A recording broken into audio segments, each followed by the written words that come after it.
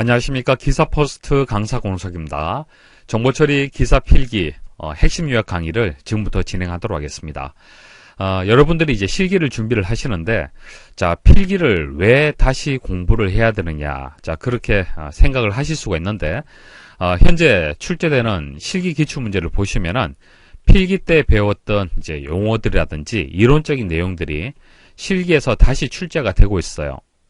자, 원칙적으로는 필기 시험은 이론적인 내용을 검증하는 시험 방식이 되는 거고요. 실기는 실무적인 관점에서 문제가 출제가 돼야 됩니다. 하지만 지금까지의 기출문제를 분석을 하면은 필기에서 배웠던 내용이 실기에서 다시 출제가 되고 있어요. 그렇기 때문에 필기에서 배웠던 내용들 중에서 중요한 내용들, 실기에서 출제될 만한 거리들을 한번 정리를 하도록 하겠습니다. 물론 여러분들이 필기를 합격을 하셨지만은 내용들을 다 100% 기억을 하고 있지는 않잖아요.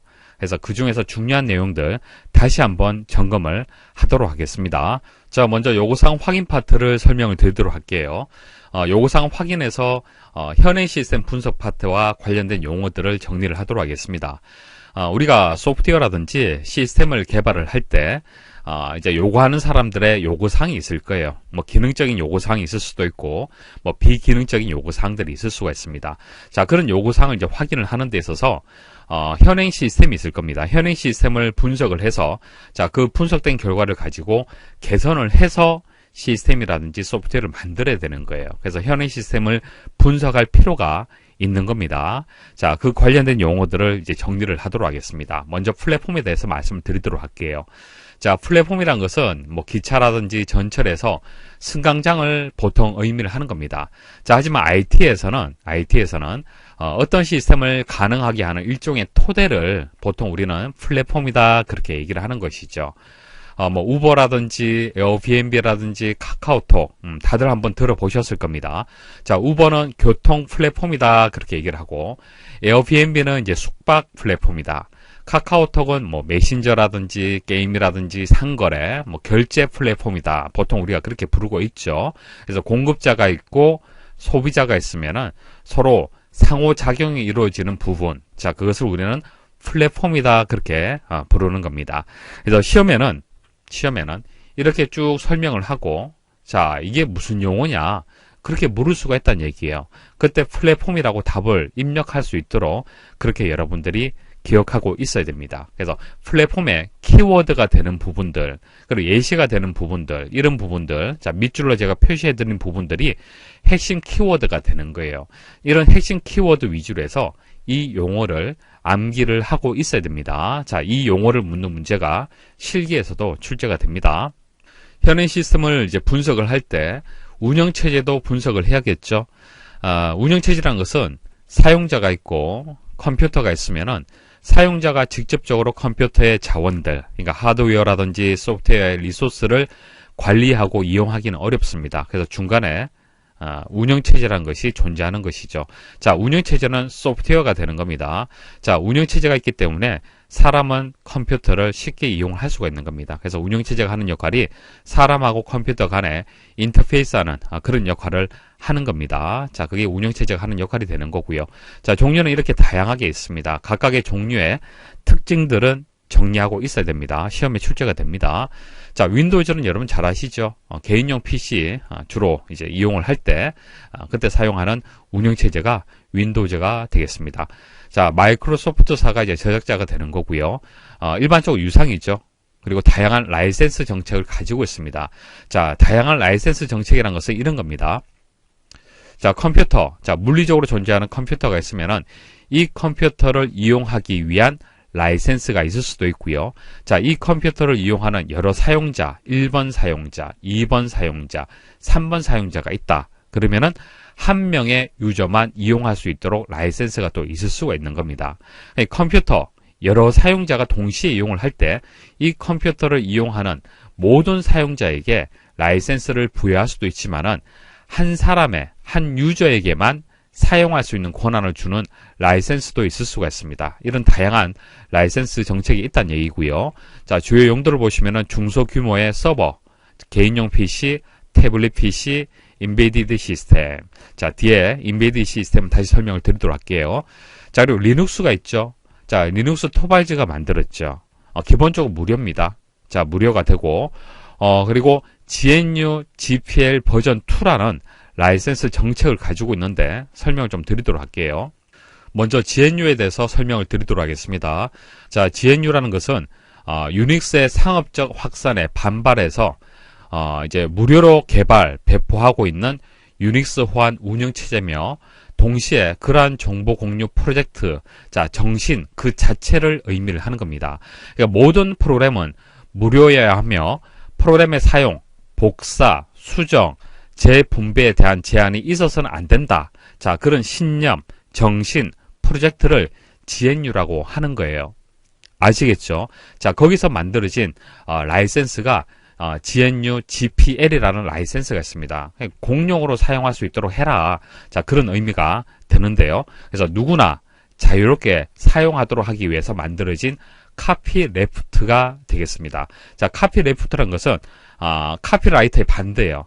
그러니까 저작권을 의미를 하는 카피라이트의 반대가 되는 겁니다.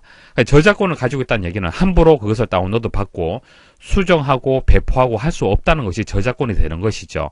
자, 그 반대가 되는 겁니다. 자, 따라서 원하는 사람이라면 누구나 자유롭게 이용을 하고 창조적으로 활용할 수 있도록 저작물에 대한 권리를 공유하자는 것이 카피레프트가 되는 거예요. 그러니까 카피레프트 라이센스가 GNU GPL이 되는 겁니다. 자, 따라서 GPL이 적용된 소프트웨어는 누구나 자유롭게 사용, 수정하고 재배포할 수 있어야 됩니다. 그러니까 A라는 사람이 리눅스를 이용해서 제품 하나 만들었잖아요. 그죠? 제품 1이라는 것을 만들었어요. 그러면 이 제품 1을 이용을 해서 또 다른 사람이 2라는 제품을 만들었다. 그러면 이 2라는 제품도 누구나 자유롭게 사용할 수 있어야 된다. 그러니까 유료로 판매해서는 안 된다라는 그런 라이센스가 되는 겁니다. 자, 그래서 그런 의미를 가지고 있고, 자, 리눅스는 중대 규모의 서버에서 이용이 됩니다. 자, 그런데 리눅스 같은 경우에는 무료죠. 자, 무료입니다. 근데 유닉스는 유료가 됩니다. 유상이에요. 그래서 그것에 반발해서 만들어진 개념이 GNU의 정신이 되는 겁니다. 자, 유닉스는 이제 IBM에서 만든 유닉스가 있고 HP에서 만든 유닉스, 선이라는 회사에서 만든 유닉스 이렇게 다양하게 있습니다. 기본적으로 유상이 되고요. 다양한 라이센스 정책을 가지고 있습니다. 자, 대용량이 처리 가능하고요. 안정성이 요구되는 그런 서버에서 보통 이용되는 운영체제라고 보시면 됩니다. 그러니까 유닉스가 리눅스를 기반해서 만들어졌어요. 자, 만들어졌는데 기업 입장에서 왜 무료로 제공되는 리눅스를 이용하지 않고 유닉스, 자, 돈을 주고 왜 사느냐? 자, 그 이유는요. 기업 입장에서 안정적으로 서비스를 제공을 해야 되는데 리눅스를 이용하게 되면은 여러 가지 문제점에 대해서 해결하기가 어렵다는 얘기입니다. 그러니까 돈을 주고 산다라면은 각 회사의 문제점에 대해서 해결을 요구할 수도 있잖아요. 그죠? 자, 그런 서비스를 받을 수 있다는 얘기입니다. 기업 입장에서. 그렇기 때문에 돈을 주더라도 산다는 얘기입니다. 그게 유닉스의 개념이 되는 거예요. 자, 그리고 NAS라든지 워크스테이션, 자, 뒤에 다시 설명을 드리도록 하고요. 그리고 이제 iOS라든지 안드로이드, 이것은 스마트폰이라든지 태블릿 PC에서 보통 이용을 하고 있습니다. 자, 여러분도 사용하고 있는 스마트폰에 만일 애플에서 만든 스마트폰이라면은 iOS가 설치가 되어 있을 거고요. 그 외에는 안드로이드 운영체제가 설치가 되어 있을 겁니다. iOS는 이제 애플에서 만들었고요. 안드로이드는 이제 구글에서 만들었죠. 그래서 리눅스 기반으로 해서 그렇게 만들어진 운영체제가 되겠습니다. 기본적으로 무료가 되고요. 그리고 iOS는 하드웨어 번들, 자, 번들이라는 용어가 나오는데 설명 좀 드리도록 할게요. 자, 번들이라는 것은 컴퓨터 시스템을 구입할 때 컴퓨터 시스템을 구성하는 하드웨어 장치, 예를 들어서 아이폰이라고 예를 들어서 말씀을 드릴게요. 자, 하드웨어 장치와 그것을 활용하기 위해서 필요로 하는 응용 소프트웨어가 있을 겁니다. 자, 그래픽 소프트웨어가 있다라면은 이런 것들을 모두 하나로 묶어서 구입하는 방식을 번들이라고 하는 겁니다. 자, 그리고 인베디드 시스템이라고 조금 전 나왔는데, 자, 인베디드라는 것은 내장의 의미를 가지고 있습니다. 그러니까 내장시킨 형태의 장치를 의미를 하는데요. 마이크로 프로세서, 그러니까 CPU가 되겠죠. 자, CPU를 장착을 해서 설계함으로써 효과적으로 제어를 할 수 있도록 하는 시스템을 뜻하는 겁니다. 자, 기존에 우리가 알고 있는 냉장고, 자, 기존에 우리가 알고 있는 냉장고는 냉장고 내에 CPU가 없죠. 하지만 CPU를 내장시킬 수가 있습니다. CPU를 내장시키는 시스템이 인베디드 시스템이 되는 겁니다. 한 예로 말씀을 드리면은 스마트 냉장고가 있으면은 냉장고 내에 CPU가 있다라면은 냉장고 문을 열지 않고 냉장고 내에 우유가 있는지 모니터를 통해서 확인하고 우유가 없다라면은 바로 주문할 수 있는 그런 시스템을 구현을 할 수가 있는 겁니다. CPU를 내장을 해서 시스템 만들게 되면 이런 이점이 있다는 얘기입니다. 자, 그리고 NAS라는 용어가 나왔는데, 자, 이것은 네트워크, 그러니까 망, 부착, 저장 장치를 의미를 하는 거예요.